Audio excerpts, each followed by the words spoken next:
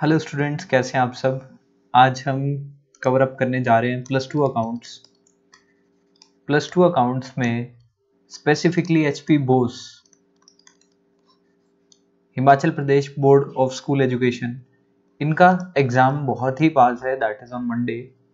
ठीक है, तो आज हम बेसिकली बिजनेस स्टडीज को फोकस करने जा रहे हैं और बिजनेस स्टडीज में आज हम फोकस करेंगे वो इम्पोर्टेंट सभी टॉपिक पार्ट ए में से जो सबसे इंपॉर्टेंट टॉपिक और क्वेश्चन बनते हैं। आज हम सिर्फ क्वेश्चंस को डिस्कस करेंगे, राइट, जो इंपॉर्टेंट क्वेश्चंस बनते हैं। ठीक है, तो आइए चलते हैं पार्ट ए में जो सबसे इंपॉर्टेंट क्वेश्चन बनेंगे उनके ऊपर। So management is what? Management is art of getting things done through others. ठीक है, डन थ्रू अदर्स। तो बाकियों से किस तरीके से काम लेना है, उसकी कला को हम क्या कहते हैं? मैनेजमेंट। इसका आपको कंसेप्ट करके जाना है। ठीक है, जो अभी हमने बात करी, इसके क्या क्या ऑब्जेक्टिव है और इसकी क्या क्या इंपॉर्टेंस बनती है, ये सारे पॉइंट्स आपको याद करके जाने हैं, राइट। तो बेसिकली छोटा क्वेश्चन बनेगा, कंसेप्ट, ऑब्जेक्टिव या इंपॉर्टेंस में से कोई ना कोई। उसके बाद नेचर ऑफ मैनेजमेंट पूछा जाएगा कि बेसिकली ये साइंस है, आर्ट है या प्रोफेशन है। ठीक है, तो ये तीनों आसान है, ये आपको करके जाने हैं। ठीक है, नेचर में साइंस है, आर्ट है या प्रोफेशन है, यहाँ से भी क्वेश्चन एक डेफिनेटली बनेगा। आज हम सिर्फ और सिर्फ आपके इंपॉर्टेंट क्वेश्चंस जो है वो डिस्कस करेंगे। ठीक है, डिटेल में मैं एक्सप्लेन नहीं करूंगा, क्योंकि अगर मैं डिटेल में एक्सप्लेन करने लग गया तो ये सारे टॉपिक्स आपके रह जाएंगे, राइट। तो मैं आपको बेसिकली जो टॉपिक आपको आते होंगे वो तो डिस्कस करना भी वेस्टेज ऑफ टाइम है। ठीक है, तो जो डिफिकल्ट टॉपिक होंगे, जो मुझे लगता होगा कि आपके लिए डिफिकल्ट टॉपिक हो सकते हैं, उन्हें मैं डिस्कस कर दूंगा खुद ही आपके लिए, राइट। सो मैनेजमेंट का मीनिंग, ठीक है, कंसेप्ट, ऑब्जेक्टिव एंड इंपॉर्टेंस की आपको बिल्कुल अच्छे से करने हैं। नेचर, साइंस, आर्ट और प्रोफेशन क्या होता है, मैनेजमेंट किसमें बिल्कुल अच्छे से आता है, तो वो आपने अच्छे से करके जाना है। Next is levels of management. कितने लेवल्स होते हैं मैनेजमेंट में? Top level management, middle level management and lower level management. ठीक है, टॉप लेवल मैनेजमेंट पे एमडी, सीईओज वगैरह होते हैं। बेसिकली जो मैनेजमेंट अकाउंटिंग करते हैं, management accounting, cash flows, ratios जो भी करते हैं वो एमडी, सीईओ करते हैं टॉप लेवल पे बैठे हुए। इनका मेन काम क्या होता है? फोरकास्टिंग। ठीक है ना, फ्यूचर के लिए, कंपनी के लिए डिसीजन लेना। ठीक है, तो ये टॉप लेवल मैनेजमेंट का मेन काम होता है। Middle level on the other hand supervisors, managers वगैरह, वो सब कुछ मिडिल लेवल में आ जाते हैं। जो ऊपर से ऑर्डर जो भी आता है, ठीक है ना, टॉप लेवल से जो भी ऑर्डर है वो इम्प्लीमेंट करने का काम मिडिल लेवल करता है। ठीक है, तो मिडिल लेवल क्या काम करता है? Implementation of the order that have been given by the top level management to the lower level. ठीक है, तो जो टॉप लेवल मैनेजमेंट डिसाइड करती है कि ऑर्गेनाइजेशन में क्या होने वाला है, वो पॉलिसीज को ग्राउंड लेवल पे इंप्लीमेंट करने का काम कौन करता है? Middle level. ठीक है, तो लोअर लेवल में कौन होते हैं? बेसिकली वर्कर्स वगैरह होते हैं, जितने भी वो लोअर लेवल में होते हैं। और मिडिल लेवल दूसरा काम क्या करता है? उन्हीं वर्कर्स के जो भी सजेशंस होते हैं, किसी की लीव पड़ी हुई है, ठीक है, तो वो अप्रूव कराने का काम जो है वो मिडिल लेवल टॉप लेवल के पास भेजता है। तो बेसिकली इस तरीके से टॉप लेवल, मिडिल लेवल और लोअर लेवल किस तरीके से एक दूसरे के साथ एंगेज हैं, ये आपको करके जाना है। लेवल्स ऑफ मैनेजमेंट में से आपको क्वेश्चन डेफिनेटली देखने को मिलेगा, राइट। आगे हम चलते हैं मैनेजमेंट फंक्शंस के ऊपर। मैनेजमेंट फंक्शन, सबसे पहला planning, organising, staffing, directing and controlling. ठीक है, सबसे पहली चीज आपको याद रखनी है कि प्रोसेस कोई भी आ सकता है, तो प्रोसेस आप सभी के याद करके जाएंगे। ठीक है, चाहे वो प्लानिंग हो, ऑर्गेनाइजिंग हो, स्टाफिंग हो, डायरेक्टिंग हो, कंट्रोलिंग हो। प्लानिंग किसी भी चीज का, आपका कोई भी ये जो फंक्शंस हमने बताए हैं अभी, प्रोसेस किसी का भी आ सकता है, तो प्रोसेस आप किसी का भी छोड़ के नहीं जाएंगे एग्जाम में। सो फर्स्ट ऑफ ऑल हम डिस्कस करते हैं कि प्लानिंग होता क्या है। सो एक गैप ब्रिज करना, ठीक है ना, एक गैप ब्रिज करना वेयर यू स्टैंड टुडे, ठीक है, जहां पे आप अभी खड़े हो और जहां से आप जहां पे पहुंचना चाहते हो, तो इसके बीच का जो एक गैप ब्रिज करता है, that is planning gap bridges where you stand today and where you want to reach.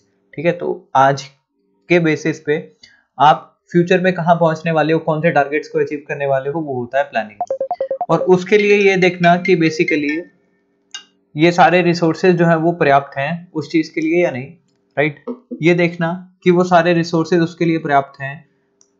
तो उसके लिए बेसिकली क्या आता है, ऑर्गेनाइजिंग, ठीक है।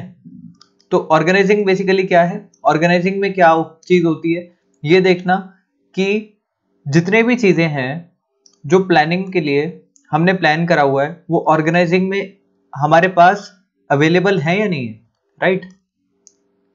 ठीक है, यहां पे मेन मटेरियल ये सारी चीजें जो है वो अरेंज करी जाती हैं, अरेंजमेंट्स करे जाते हैं, ठीक है ना, अरेंजमेंट्स किए जाते हैं और डिवीजन ऑफ वर्क किया जाता है। जितना भी काम होता है वो सभी चीजों, सभी डिपार्टमेंट्स में बांटा जाता है। तो डिवीजन ऑफ वर्क का जितना भी काम है वो कहाँ किया जाता है, ऑर्गेनाइजिंग में। वंस आप ये देखिए कि बेसिकली जो मैंने एक प्लान बनाया है उस प्लान में जो मैंने टारगेट रखा हुआ है उस टारगेट को अचीव करने के लिए क्या मेरे पास पर्याप्त बंदे हैं, ठीक है, क्या मेरे पास उतनी लेबर अवेलेबल है, ठीक है। जो टारगेट हमने प्लान किया हुआ है उसको अचीव करने के लिए अगर लेबर सफिशिएंट है then it is good, otherwise अगर सफिशिएंट नहीं है तो फिर क्या आएगा, स्टाफिंग, ठीक है। तो वो जो लेबर जो शॉर्टेज है, ठीक है, चाहे वो स्किल्ड लेबर हो चाहे वो अनस्किल्ड लेबर हो, तो वो किस तरीके से रिक्रूट करनी है, तो इसमें रिक्रूटमेंट एंड सिलेक्शन आ जाएगा। तो स्टाफिंग किसके बारे में बात करेगा कि बाहर से कितने व्यक्ति रिक्रूट और सिलेक्ट करने हैं ऑर्गेनाइजेशन में। रिक्रूटमेंट मतलब कि हम किस तरीके से उनको इनवाइट करेंगे, एप्लीकेशंस इनवाइट कैसे करना है, एप्लीकेशंस ये आपने याद रखना है, एप्लीकेशंस को किस तरीके से इनवाइट करना है ये आपको देखना है, ठीक है। और सिलेक्शन, जैसे व्यक्ति सभी आ गए आपके पास तो सिलेक्ट करने का तरीका क्या होना चाहिए, ठीक है, that is recruitment and selection, ठीक है। तो वो स्टाफिंग, इस स्टाफिंग में ये सारी चीजें आती हैं। डायरेक्टिंग में बेसिकली क्या करना होता है, यूनिटी ऑफ डायरेक्शन, ठीक है। यहाँ पे मैनेजर का काम क्या होता है, ये करना कि बेसिकली मेरे पास अभी सारे तो अवेलेबल हैं ही हैं, मैन भी अवेलेबल है, लेबर भी सारी मेरे पास पर्याप्त मात्रा में अवेलेबल है। अब मेरे को काम कराना है, जो टारगेट हमने सोचा हुआ था, प्लान किया हुआ था, वो अचीव कराना है। अगर कोई काम नहीं कर रहा तो क्यों नहीं कर रहा, उसके रीजन जानना, उन्हें मोटिवेट करना, मोटिवेशन वगैरह सब कुछ डायरेक्शन में आ जाएगा, ठीक है। मॉनिटरी इंसेंटिव से चाहे नॉन मॉनिटरी इंसेंटिव से उन्हें मोटिवेट करके टारगेटली काम को अचीव करवाना है, राइट। तो डायरेक्टिंग में ये सारी चीजें आ जाती हैं। और कंट्रोलिंग में हम ये देखते हैं कि जो हमने टास्क प्लान किया हुआ था, क्या वो एक्चुअल के साथ बराबर मिल रहा है या नहीं मिल रहा है, ठीक है ना। प्लान और एक्चुअल में कोई डेविएशंस तो नहीं है, अगर डेविएशंस हैं तो उसके क्या रीजंस हैं, ठीक है, वो रीजंस हम लोग फाइंड आउट करेंगे और उन रीजंस को एलिमिनेट करने की कोशिश करेंगे नेक्स्ट प्लान में। So that is how controlling and planning are interlinked with each other. तो ये क्वेश्चन भी बहुत आता है, how controlling and planning are interlinked with each other, ठीक है। और ये भी आता है, both controlling and planning are forward as well as backward looking. तो इसमें भी आप यही जो एक्सप्लेनेशन हमने करी है वो आप अच्छे से देंगे, right. So these are the management functions. हमने डिटेल में तो नहीं करे हैं बट हमने ओवरव्यू सब कुछ कर लिया है। बेसिकली मैंने एक रिलेशनशिप एस्टेब्लिश कर दिया प्लानिंग, ऑर्गेनाइजिंग, स्टाफिंग, डायरेक्टिंग और कंट्रोलिंग के बीच में, ठीक है। तो आपने ये अच्छे से याद करके जाना है पेपर के पहले, ठीक है। आइए चलते हैं नेक्स्ट, प्रिंसिपल्स ऑफ मैनेजमेंट, ठीक है। प्रिंसिपल्स ऑफ मैनेजमेंट जब भी हो तो प्रिंसिपल्स ऑफ मैनेजमेंट में सबसे इंपॉर्टेंट काम किनका है, हेनरी फ्यूल का, ठीक है ना। तो हेनरी फ्यूल ने बहुत सारे अपने प्रिंसिपल्स दिए हुए हैं, ठीक है। ये सारे प्रिंसिपल्स आपको याद करके जाने हैं। Unity of direction, unity of command, unity of command basically one order from one boss, unity of direction सभी को एक ही डायरेक्शन में लेके चलना। कुछ एक इंपॉर्टेंट प्रिंसिपल्स हैं जो बार बार पेपर में आते हैं, that is scalar chain. Scalar chain का मतलब होता है कि बेसिकली अगर आपकी ऑर्गेनाइजेशन में हायरार्की सेम है, ठीक है, तो सेम ही लेवल पे व्यक्ति जो है एक दूसरे के साथ बात कर सकते हैं। इस जो गैप होता है इसे हम कहते हैं गैंग प्लैंक, इसे हम कहते हैं गैंग प्लैंक, ठीक है। तो अगर सेम ही अथॉरिटी पे कोई दो व्यक्ति काम कर रहे हैं तो वो आपस में बात कर सकते हैं, अदरवाइज कोई नहीं बात कर सकता। और अगर आपको ऊपर बात करनी भी है तो आप अपने बॉस के थ्रू ही जाएंगे ऊपर, ठीक है, डायरेक्टली आप इमीडिएट सभी के बॉस के पास नहीं चले जाएंगे, ठीक है। तो इस तरीके से बहुत सारे प्रिंसिपल्स हैं। एस्पिरेट डीकॉप्स भी है, एस्पिरेट डीकॉप्स, इसका मतलब क्या होता है कि basically use we instead of I, ठीक है, हमें वी का इस्तेमाल करना है इंस्टेड ऑफ आई, ठीक है।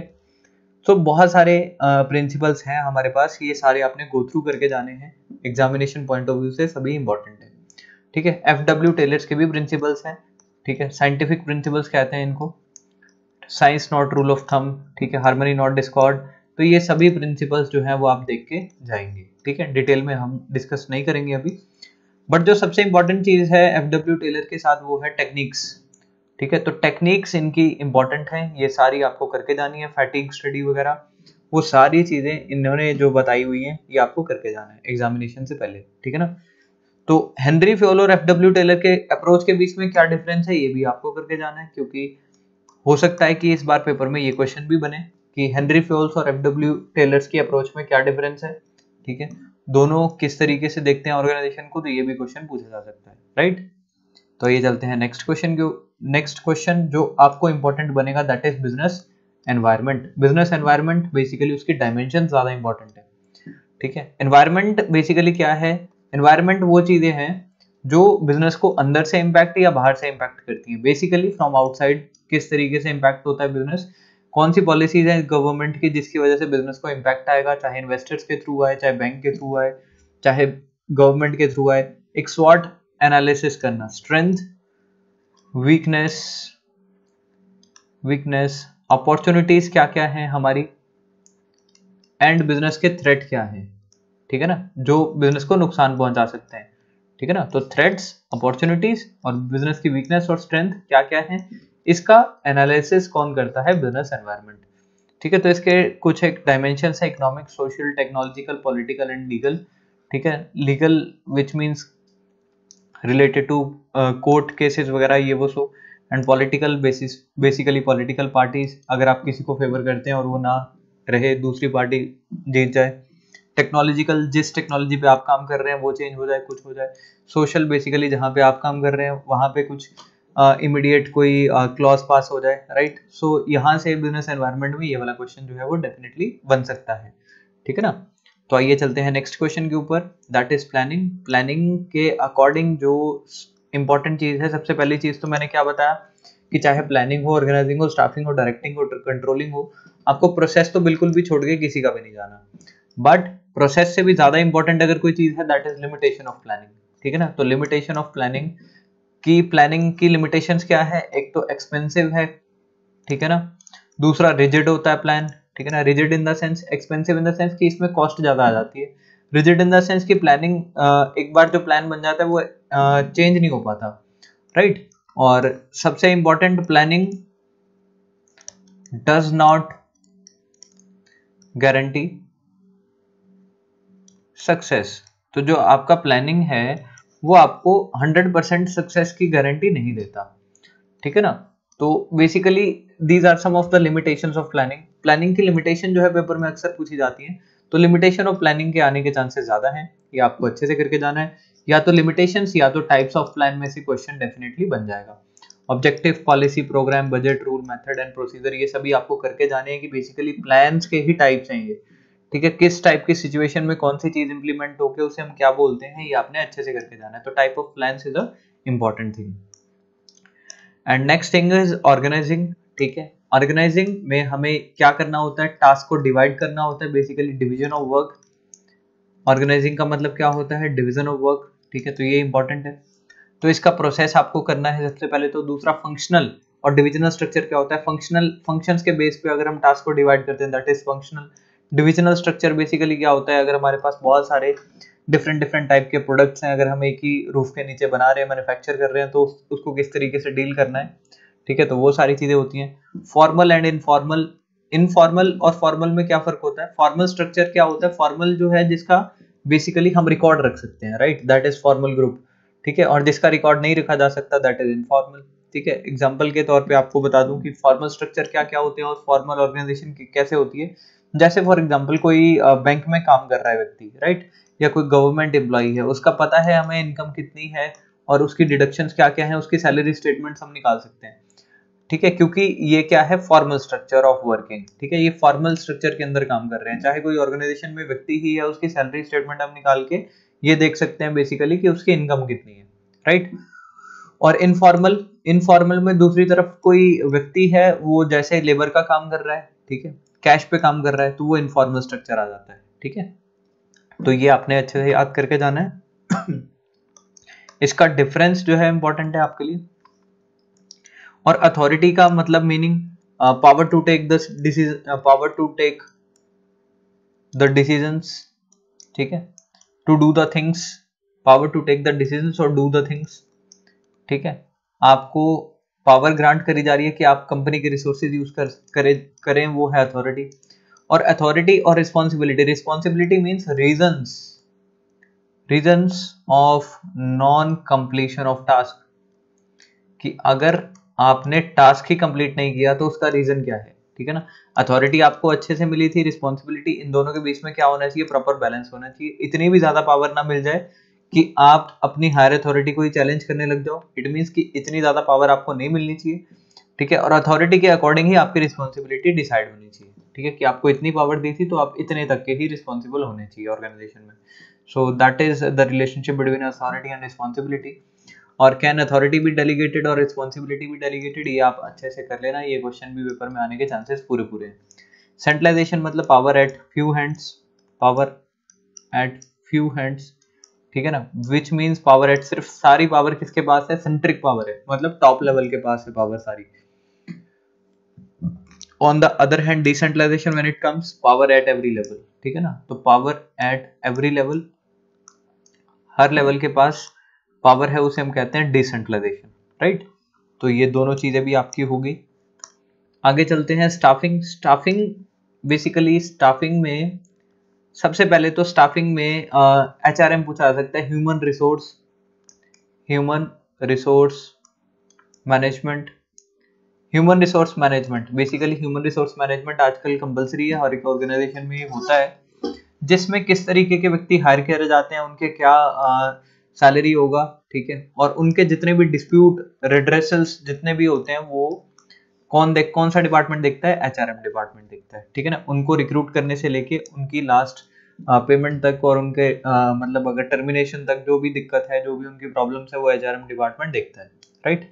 तो रिक्रूटमेंट का मतलब क्या है कि बेसिकली हम कैसे रिक्रूटमेंट करने जा रहे हैं और कौन कौन से सोर्सेज, जैसे न्यूज़पेपर में हम पब्लिश करेंगे, ठीक है, मीडिया हाउसेस क्या क्या रहने वाले हैं, ठीक है, तो वहां से पैम्पलेट्स वगैरह छापेंगे, कहाँ क्या करेंगे, ठीक है, तो वो सारे रिक्रूटमेंट और उसके सोर्सेज बन जाते हैं।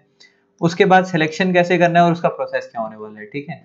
एग्जाम होता है, ठीक है ना, एक एग्जाम होगा, एग्जाम को क्वालिफाई करके आएंगे, फिर टेक्निकल एग्जाम लिया जाएगा उस स्किल के लिए, ठीक, वो भी पास हो जाएगा, फिर ग्रुप डिस्कशन के बाद इंटरव्यू, ठीक है। तो ये basically is what it is a selection and process. Selection कैसे करनी है और उसका क्या प्रोसेस है। Once a candidate got selected तो उसकी प्रॉपर ट्रेनिंग करवाई जाती है। अब ट्रेनिंग भी दो टाइप की होती है, ऑन जॉब ट्रेनिंग और ऑफ द जॉब, ठीक है ना। ऑन द जॉब ट्रेनिंग का मतलब क्या होता है कि काम करते करते ही, ठीक है ना, उसे ट्रेन करना, that is on the job training. Of the job training में क्या आ जाता है कि बेसिकली उसको काम नहीं सौंपा जाता, सबसे पहले उसकी ट्रेनिंग कराई जाती है, फिर उसकी प्लेसमेंट करी जाती है। तो ट्रेनिंग के बाद उसकी क्या होती है, प्लेसमेंट, ठीक है, प्लेसमेंट के बाद क्या होती है उसकी ओरिएंटेशन के बाद क्या हो जाती है उसकी डेवलपमेंट, राइट। तो बेसिकली अब वो व्यक्ति उस ऑर्गेनाइजेशन में काम करने के लिए पूरा एबल हो चुका है, राइट। तो this is all about staffing, जो आपको याद रखनी है चीजें। नेक्स्ट इज डायरेक्टिंग, ठीक है। डायरेक्टिंग बेसिकली क्या है, ठीक है, वन डायरेक्शन में लेके चलना, ठीक है ना। वन डायरेक्शन कौन सी, कि गोल अचीव होना चाहिए, जो प्लान्ड गोल था वो अचीव हमारा होना चाहिए, ठीक है ना। तो अगर नहीं हो रहा, व्यक्ति काम नहीं कर रहे, तो उन्हें मोटिवेट करना, ठीक है ना। मोटिवेशन की इंपॉर्टेंस क्या होती है, ठीक है, और वो किस तरीके से करी जाती है। मॉनेटरी इंसेंटिव मतलब पैसे से, और नॉन मॉनेटरी मतलब विदाउट पैसे, जैसे फॉर एग्जांपल बोनस वगैरह दे देना, सैलरी हाइक कर देना, सैलरी बढ़ा देना, ठीक है। तो बेसिकली जो भी पैसे से चीजें हैं रिलेटेड है, दैट इज मॉनेटरी इंसेंटिव। और non monetary incentive like services वगैरह दे देना, सर्विसेज जैसे पिक एंड ड्रॉप फैसिलिटीज वगैरह दे देना, ठीक है, और रिटायरमेंट बेनिफिट्स दे देना, ठीक है, और बेसिकली होम फैसिलिटीज वगैरह प्रोवाइड कर देना। तो ये सारी नॉन मॉनेटरी इंसेंटिव होते हैं जिसकी वजह से कोई एम्प्लॉय जो है वो मोटिवेटेड फील करता है, राइट। तो उसके बाद इंपॉर्टेंट डायरेक्शन में क्या है, मैस्लो नीड हायरार्की थ्योरी, ठीक है। तो ये ऐसी थ्योरी है जो पेपर में आएगी इस बार, ठीक है। सेल्फ एस्टीम नीड्स होती हैं, ठीक है, साइकोलॉजिकल नीड्स होती हैं, बहुत सारी टाइप्स होती हैं नीड्स की, तो वो सारी आपने याद करके जानी है। ठीक है ना। तो ये सुपर इंपॉर्टेंट कैटेगरी के क्वेश्चन है, ये आपने छोड़ के नहीं जाना। नेक्स्ट इज कि लीडरशिप क्या होती है, ठीक है, और एक qualities of a good leader, ठीक है, ये भी आपको क्वेश्चन करके जाना है, ये इंपॉर्टेंट है, qualities of a good leader, ठीक है, तो ये पेपर में आने के चांसेस हैं, ठीक है। तो आपको qualities of a good leader अच्छे से करके तैयार जाना है। और कम्युनिकेशन कितने टाइप की होती है, फॉर्मल कम्युनिकेशन और इनफॉर्मल कम्युनिकेशन, ठीक है, ये दोनों ही इंपॉर्टेंट है। और इससे भी ज्यादा इंपॉर्टेंट अगर कोई क्वेश्चन है, that is barriers to effective communication. इसमें सिमेंटिक बैरियर होते हैं, ठीक है, साइकोलॉजिकल बैरियर होते हैं, ठीक है, वो सारे बैरियर्स आपको अच्छे से करके जाने हैं, सिमेंटिक, साइकोलॉजिकल, ऑर्गेनाइजेशनल बैरियर्स, ठीक है ना। तो ये सारे बैरियर्स आपको अच्छे से करके जाने हैं, ठीक है। Barriers to effective communication is important question, ये भी इंपॉर्टेंट है, और मैस्लो नीड हायरार्की थ्योरी भी इंपॉर्टेंट है। मॉनेटरी और नॉन मॉनेटरी इंसेंटिव्स में जो डिफरेंस है वो भी इंपॉर्टेंट है, ठीक है। तो डायरेक्टिंग में से ये सारी चीजें इंपॉर्टेंट है, प्लस डायरेक्टिंग का प्रोसेस, ठीक है ना, प्रोसेस तो आपको सभी ही करने हैं, ठीक है।